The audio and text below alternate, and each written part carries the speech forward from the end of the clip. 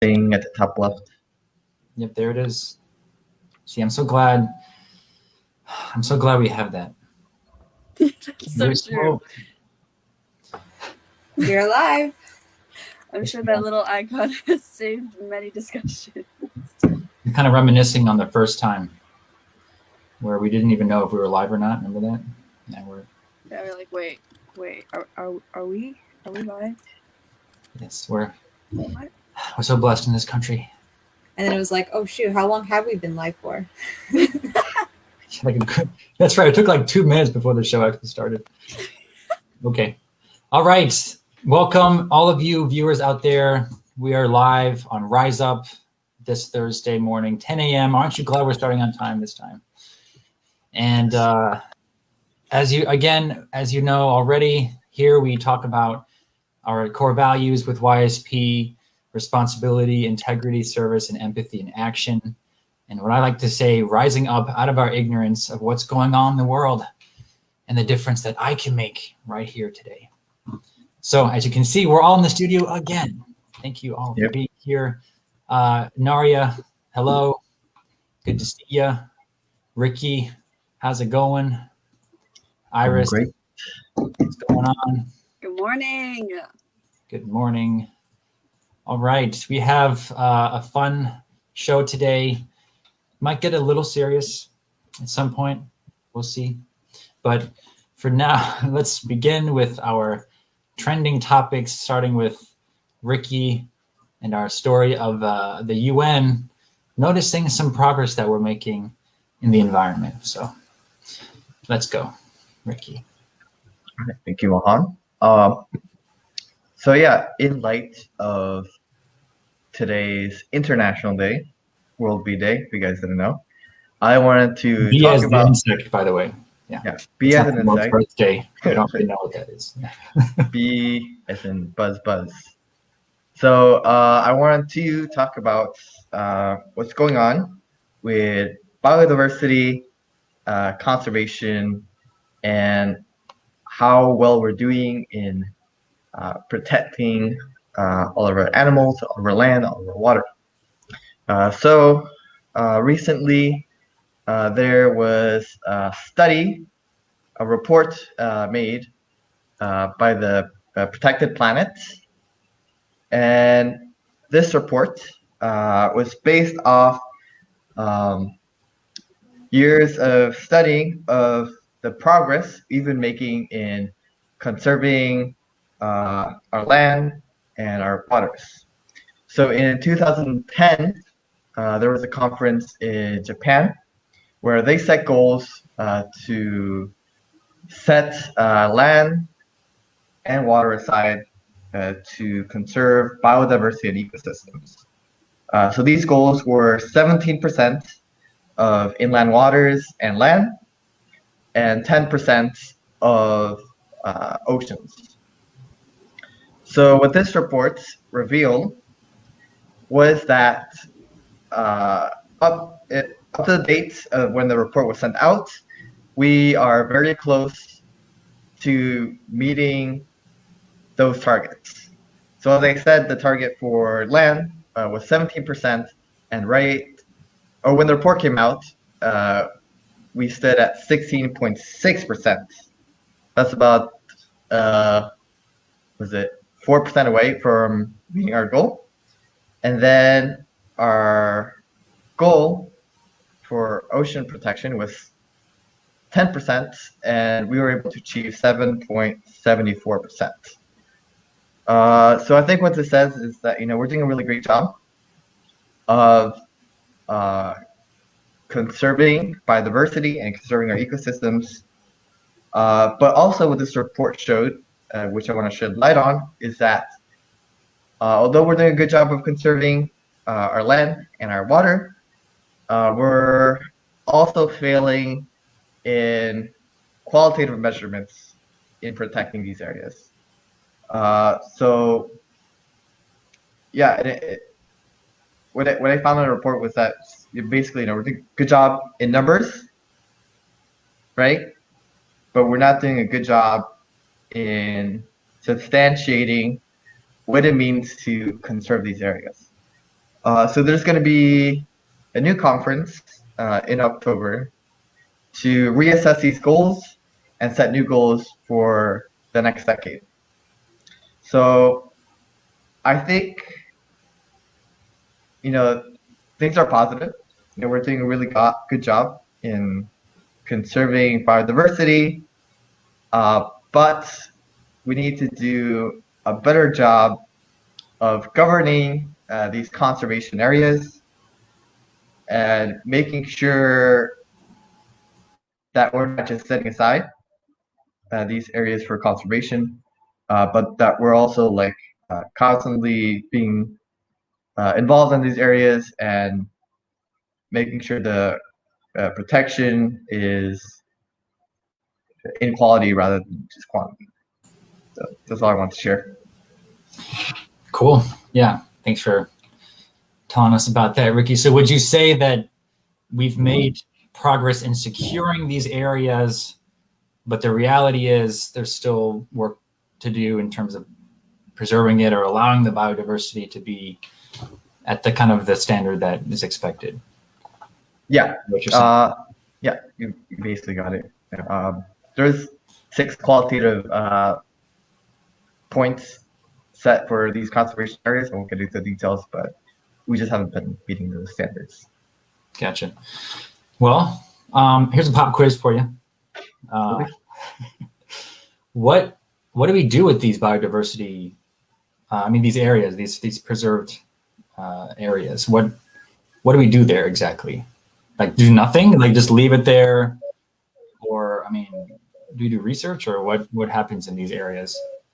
Just so it's like a time capsule. So one day we can make sure, like, we can remember. Oh, we can remember what Earth actually used to look like.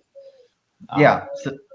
So actually, the way I always thought about this, because I did biology for a year, and the way I thought of conserving, biodiversity is kind of like, like the circle of life in Lion King. Yes, right. I definitely remember. There's a balance to life, and so things eat other things, and then they all kind of like feed off of this ecosystem. And so what you're doing with these areas of conservation is basically setting the perfect circle of life in this area so that everything's functioning the way it's supposed to function. Okay. So I think there's different ways to do that. The only one I can't think of anything off the top of my head, but yeah, basically just trying to. So basically, we're trying to reenact the Lion King. Yes, exactly. Okay, just want to make sure I got that right. But yeah, no, it's very hopeful, and it reminds me of a major project that we're collaborating with Dr. Sung-Ho Lee. We were interviewing him on Earth Day weekend, and just looking at the DMZ border, right? It's like for 70 years it hasn't been touched, and it's like a no-brainer to kind of preserve this area as one of these protected areas. So very hopeful. I'm glad that this is relevant. This is something we're working on. But any other comments or questions for our expert biologist here? I'm all for conservation. I really enjoy nature, and yeah, it's interesting when you see like movies or like stories that are sometimes set in the future.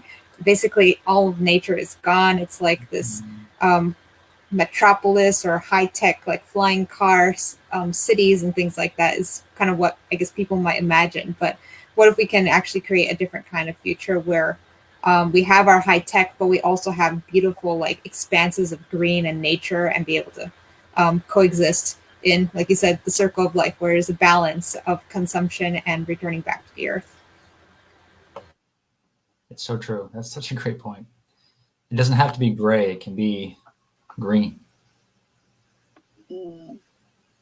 Yeah, for sure. I've been watching a lot of nature documentaries currently, especially the David Attenborough ones. And I most certainly want to return to a world that looks like that, or see a world like that in the future. So for my generation's sake, and for the ones following, please put in a bit more effort, everybody, to conserve the beauty that is nature. Yeah. Awesome. I think you two ladies, if we can keep your dream in mind, then we'll be in good shape in the near future. Thank you. It's got to become your guys' dreams too. That's what I just said. We're trying to keep up, Nori. Come on, give us some time. Yeah.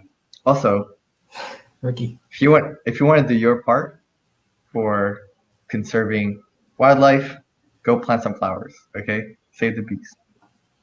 Make sure the plants are native to your area too. Yeah, no pesticides. Yeah, no pesticides. Only natural ones. Look at what my son made in daycare. See, he's doing his part. Come on, guys. My So cute. my 4-year-old son is doing better than. He's an environmental activist at 4. There you go. Yes, and those bees. Let's protect all of our bees out there by doing our part. Okay, thank you, Ricky. Let's go to our positive stories from Iris. Got a couple of good ones, some economic and otherwise very hopeful. Thank you. Let's share. Yes, sir. All right. Good morning, everybody. I got a couple stories for you. They're a bit unrelated to each other, but they relate to the overall theme of what Rise Up is all about: taking responsibility and rising up out of our ignorance, being good people, being decent people, being innovative people, touching into that innate creativity that we have as human beings. Anyway, so for this first story we have is coming to us from Virginia. It is about two high school senior girls named Cynthia and Farah, who started a candy business in the middle of the pandemic last year. And despite not knowing anything about candy, they did their research using every Gen Zer's best tool, TikTok, to learn about how to build up their candy business, how to package and everything in order to raise money, not just to support their families, but also to support the college funds. So their business did end up taking off, actually, and they've been doing really well since the pandemic. And they're really grateful for everyone's support, but also just being able to have this vision and enact it on their own, despite the circumstances of what the world was at that point and what the world's still going through right now. So I think that's pretty inspirational. And then the second story I have, though this comes from across the pond in England, I thought it was still worth sharing and talks a lot about one of our values here on Rise Up, which is empathy. And with empathy comes understanding. And so, yes, this story is about a mother named Natalie and her son Rudy. And so her son is autistic, but they enjoy going on walks around their neighborhood. And what makes it difficult to go on these walks sometimes is that Rudy doesn't like the walk back home, and he can get pretty riled up about it, according to this story. So one day on their walk back, Rudy was acting up again, and then went into was just throwing a whole tantrum. And you know how people can get when things don't look normal or people don't act normally. Crowds start to stare, and that's what Natalie was describing, that everybody was just watching her son have a tantrum, but no one was helping out, until a kind stranger named Ian came up to him and laid down on the ground with him to see what was going on and started talking to him to calm him down. And immediately Rudy calmed down, and he walked them back to their car.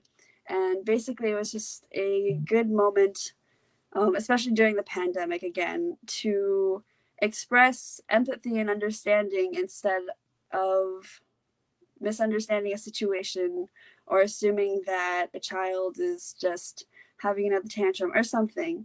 It shows a lot about what one act of kindness can do, and that if you had the opportunity to make a positive impact instead of a negative one, why wouldn't you do that? And it was so simple too. So yeah, I guess these two stories are just to inspire you all that regardless of your environment or the situations that you're in, you should still pursue your dreams for the sake of a greater happiness or helping the people around you, and to living a life of kindness and empathy and understanding. You don't know what other people are going through. You don't know what other people's lives are like. So if you could just be a bit nicer, or just at least don't be so mean, or cranky. I can get pretty cranky in the morning without coffee. So that's me. So I'm going to, for me, the story means trying to hold back my crankiness in the morning and give everybody else in my house peace. And maybe you could do the same thing in your life. I don't know. But yeah, so those are the 2 stories I have for you guys. And thank you. Iris. All right, you heard from Iris. Don't be mean. All right, Ricky, you got it. Don't be mean. Yeah. You're scaring me, Iris. You're really... Iris, you were a little less mean today, I think. Oh, thank you. I was really, really trying today. Mm-hmm. Yeah, so these are great stories. I gotta say that image that you put up there, it looked like Liam Neeson on the ground there. So I mean, look, I don't care if you're I mean, if you see Liam Neeson lying down on the ground next to you, I mean, I think that would evoke a certain response. So I'd be like, oh shoot. Anyway, it's so true though. You don't know what people are going through. And yeah, like this is actually touching on my talk today, which is having this empathy. Honestly, that if we all had empathy of, even the slightest bit, man, imagine the difference that would make. And because it's in those moments where you're just like, come on, give me a break. Just looking up at the sky, and then Liam Neeson comes down, and like, I mean, shoot, that's a real gift. But and also the other story about the 2 girls is taking responsibility. I love that, because I mean, gosh, I'm sure there's so many. I think we've had the greatest unemployment in America since like the Great Depression levels, and so can you imagine all these kids in high school, and what a shining example for others to see. They might find themselves. I mean, it'd be curious to hear from years from now if they're still in college, because they may not need it. No, I'm just kidding. No, college is good. Go to school, guys. We all have our degrees here, so. Yeah, I mean, it sounds like one of those great business stories. Like, they just dropped out of college from all their business dreams. Right, exactly. But they're taking responsibility, and they're thinking about their parents. I love the story. It's a great one. You all should check it out. Mm-hmm. But I don't know. How hopeful should we be, Chris? Are we going to be less mean? It would be nice. It would be nice. Like sometimes I see people at the grocery store that think it's their birthright to be mean to their cashiers or something. And I'm like, cashiers are people too. Or like, oh my goodness. There are just so many examples that I think of on a daily basis where humankind could just be a little bit nicer. Even like 5% nicer. And we would have a totally different world. But I think that the pandemic is, based on these stories that I've been bringing up, it just proves every week to me that despite the whole like just conundrum of events we're in, it still has the potential to bring out the best in people. I love that. And I love how you mentioned just those examples. It really helps bring it home, because it's hard to just be kinder because you don't really know what that looks like. But yeah, those examples, those stories really help. And the sad reality is, again, we don't see these stories making headlines. So we kind of need to dig even deeper. I think you pull a lot of these from a certain website. Is that right? 3 different ones: Microsoft News, Good News Network, Good News Today. There's a couple other ones. Yeah. I think I need to be reading those articles more too, because I know you can only share a few on this show, but what do you guys think? Naria? Yeah, I think it's a good point. Like being able to see examples, like the more goodness you see, and other people doing that kind of also makes you feel more inclined to try to do something as well, because you see what's possible. But kind of also on that note, like a lot of times, I think it's human nature that if you see something unfamiliar or foreign, you don't know what to do because you've never experienced it before. So if someone's unfamiliar and doesn't know how to relate to someone who might have autism, it's kind of like they might feel shy, or like that they want to stay away, or they just don't really know what to do. So I'm really glad to hear the story that this guy named Ian like just walked in there and just related with the kid, like laid down and got to his level and asked him how he's doing. So yeah, that shows an example. Like that's something we could possibly do too. If we meet someone who might be might have a child that is going through a tantrum, might be autistic as well. But yeah, that's something I've experienced myself with, like just meeting people that I've never met before, and I have that moment. It's like I have no idea like how to relate to this person, or I'm a little nervous or I'm a little shy. But yeah, so it's something that we kind of expect, but being able to recognize that, we can try to maybe step out of our box and be like, I can try to relate to them like as if they're someone I know and a friend, and yeah, see what happens. It's such a great point. Yeah, next time you see a parent and with their autistic child, it's like now you have a different perspective and can maybe do something about it. Ricky, Mr. Kind. Mr. Kind. No, I think everyone can do their parts to be a little bit nicer every day. You know, don't be a Karen. Like keep it simple at least. Like just don't be a Karen. You know. I feel that's unfair to have to use that name, because I have friends whose name's Karen. They're wonderful people, and I'm just wondering, what do all the Karens in the world feel about that? And they're probably so mad. It's like, darn you, Karen. We just lost like 50% of our audience. No, just kidding. Yeah, you're doing great. Keep going. You're doing great. No, I think they'll understand when you say don't be a Karen. But yeah, you know, just like be aware that you affect the people around you. You know, like you're not on this world alone. No, even simple things like so I'm in the Dominican Republic right now, and like over here they're so good about like being warm with each other and greeting each other, and like so simple things like hola, buenos dias, hello, good morning, how are you? Like those can make like a huge difference in somebody's day. So yeah, just be nicer, people. Yeah, that's a really good point. Yeah, and then, you know, the point about not being a Karen, I basically what it means is don't be complaining. You know, like Iris talked about you know, if you're at a cash register, just understand that person's been working there all day long, and it is not easy. I'm sure they're struggling to make ends meet, and here you are being such, you know, so be kind, be understanding, understand that we're all humans, we're all working on, you know, making things work. So, thank you. All right. Anything else, Iris, you want to add? That's it. You guys all said it. And yeah, that'll be this week's challenge. Be just a little bit nicer. Just say good morning to your neighbor. Yeah, that much, I'm sure it'll go a long way. That's right. You can start by looking up and noticing that you have neighbors, and then saying hello to them. No, but yeah. Okay, thank you. Let's go to the Hyojung talk. And, you know, this one is on empathy. And, you know, kind of, I want to point the arrow back at us a little bit today.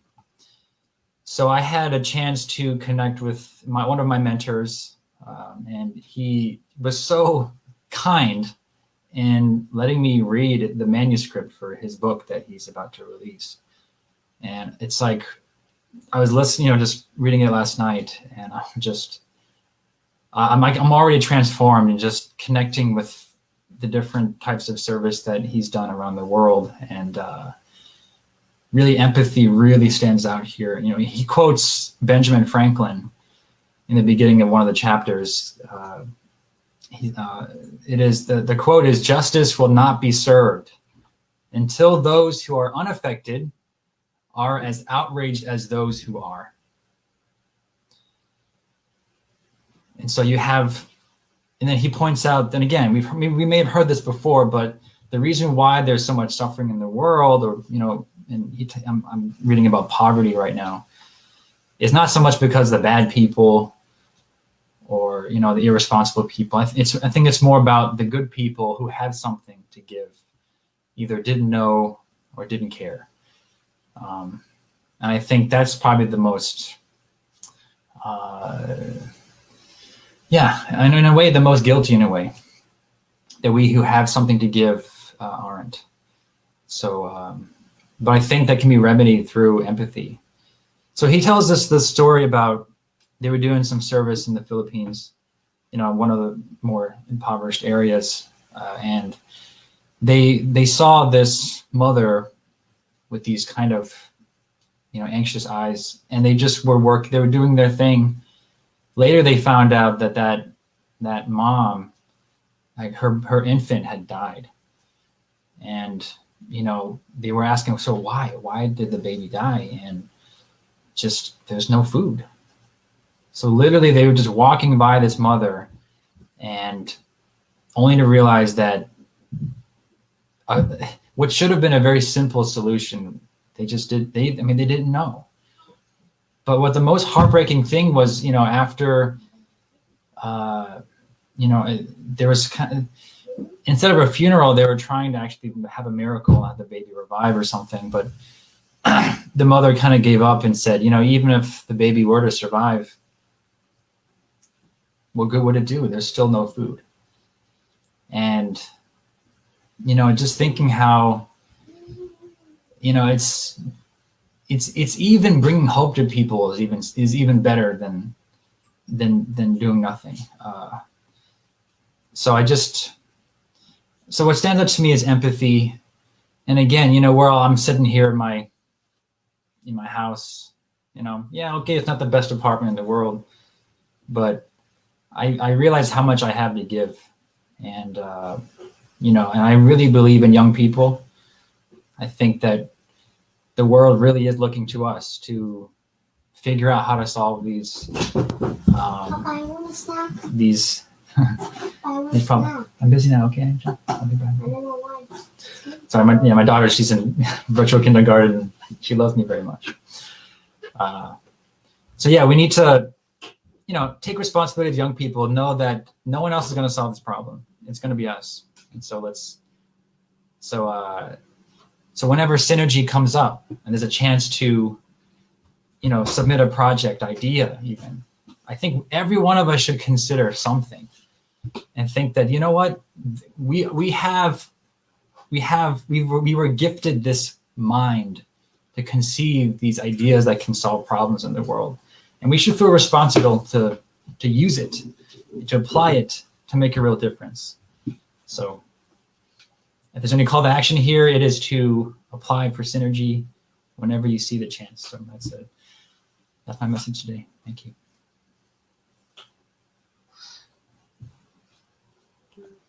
Thank you, Rohan. Thank you. Yeah, that was a really humbling talk, actually. I really appreciate that. I think you hit the nail on the head when with the quote about injustice like somewhere means injustice everywhere, or that we won't achieve like global justice unless those who are unaffected are just as enraged as those who are.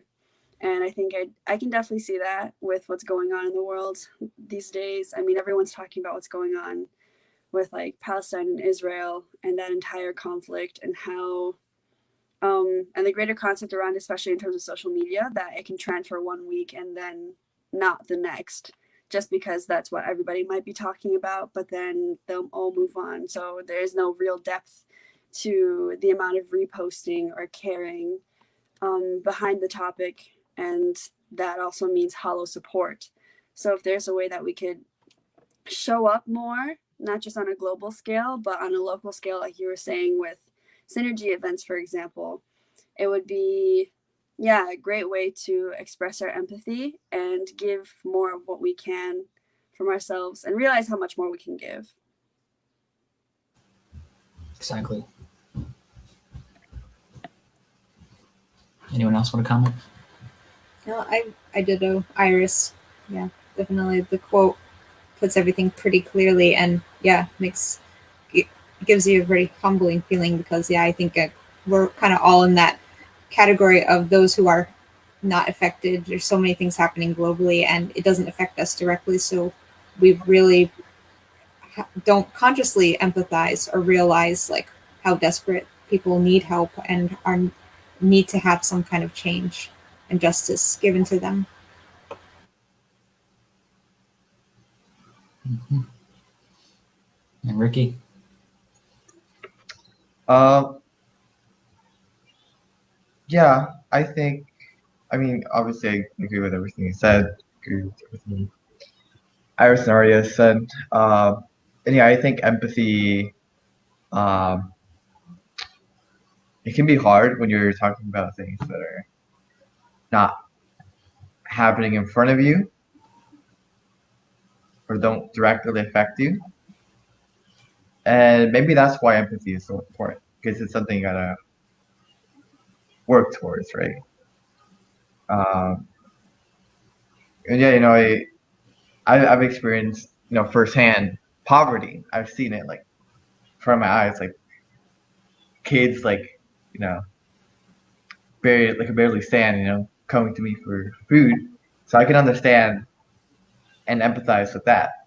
But then, there's so many issues all over the world that we have to think about, and reflect on, and mm, do our best to fix. And I think youth do a really good job of that. I think, at least from what I've seen, um, youth aren't so concerned about borders, and they can really feel impacted by things that are happening across the world. So I think youth are going to be just super important and trying to address a lot of the injustices going on all over the world. Yeah, it honestly, and Ricky, I'll never forget when I first came on the job and I asked you, why are you doing this? What is your passion? And your passion, you said it was, you want the voice of young people to really be heard. And I think that is exactly the answer, is because when there's a voice of you, there's also an action, usually soon to follow that. And so let's continue on the path to peace.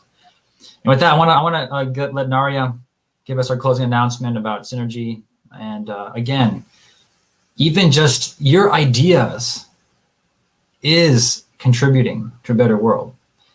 Reposting on Twitter is good, but to actually apply yourself and your gifts into solving problems, that's like infinitely more valuable. So Synergy makes it really easy for you. I mean, my goodness, you can even get a cash prize. So Nari, would you give us the details about that? Sure. So yeah, announcement wise, that's the only one that I have clearly for you guys, since we're still waiting on confirmation for some of the other details. So hopefully next week I'll show you more. Let me share my screen real quick. I'll figure out how to. 1 second. Yeah, so we have the New Jersey Synergy, and the deadline to submit is this Saturday, midnight, West Coast time. So you have that opportunity. And let's see, window.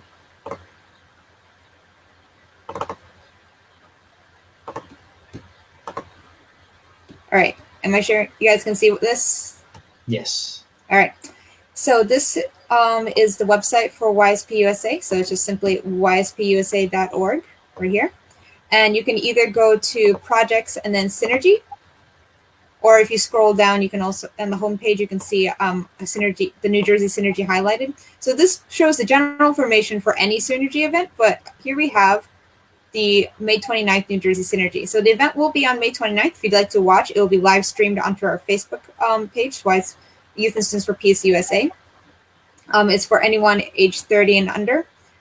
And yeah, you just have to submit a 3 to 4 minute video recording on the theme topic. So if you go here, this will have all the details for this specific Synergy. It is focused on New Jersey waterways, but it's open to anyone in the United States. Mm-hmm. And yeah, so it focuses on these 3 sustainable development goals: sustainable consumption and production, and then climate action, and also life underwater. And it shows some examples, things that you could be addressing. So it's not just about the river pollution, but also how to access the waterways, because being able to engage people in nature and the environment is a great way to bring awareness about the environment as well. And we got all the presentation detail and guidelines. To be able to enter, you do have to become a member of YSP. So there is a membership fee, but is right now $7. And all you got to do is either sign into your account if you've already created one, or just join YSP. And then further details will be in the membership area, which you can find right here. So if you're signed in, you go to My Account and you go to Member Home.